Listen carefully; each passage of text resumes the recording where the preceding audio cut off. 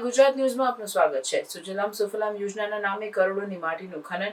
મહેમદાવાદ તાલુકાના વારસોલા અને વાટવાડી ગામે તળાવ ઊંડા કરવાના બહાને માટી ચોરીનું કૌભાંડ। ચોમાસા પહેલા તળાવ ઊંડા કરીને વરસાદી પાણીનો સંગ્રહ માટે સરકાર દ્વારા સુજલામ સુફલામ યોજના હેઠળ ખેડૂતોને ખેતરમાંથી માટી પુરાણ કરવા માટે જનભાગીદારીથી માટી પુરાણ કરવાની પરવાનગી આપવામાં આવે છે। તેના બહાના હેઠળ મહેમદાવાદ તાલુકાના વારસોલા અને વાટવાડી ગામના તળાવ કેટલાક અસામાજિક તત્વોએ હિટાચી અને જીસીબી મશીનથી ખોદી નાખ્યા છે।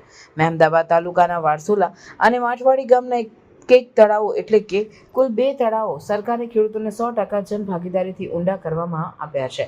એટલે કે સુજલામ સુફલામ યોજના હેઠળ તળાવો સરકારે મંજૂર કર્યા છે, પણ સરકારના હુકમને ઘોડીને પી ગયેલા કેટલાક માથાભારે તત્વો દિવસ રાત તળાવોમાંથી માટી ચોરી કરે છે અને તે માટી નિયમો વિરુદ્ધ પુરાણ કરવા માટે લાખો રૂપિયામાં વેચે છે।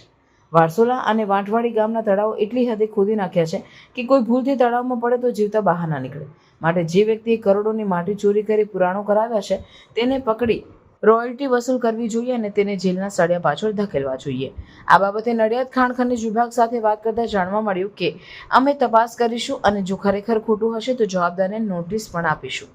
તળાવમાંથી ગેરકાયદેસર માટી કાઢતા ઇસમો માટે સ્થાનિકોએ જણાવ્યું હતું કે રાત દિવસ તળાવમાંથી માટી કાઢે છે અને જાણે સરકાર આ ખનન માફિયાઓને જ ના હોય તેવું લાગે છે। કોઈ કહેનાર કે ટોકનાર નથી। અમને શાંતિથી ઊંઘવા પણ મળતું નથી। સુજલામ સુફલામ યોજના અંતર્ગત ખોદવામાં આવેલા તળાવ જાણે લોકોને માટે કબરો ખોદી હોય તેવું લાગે છે।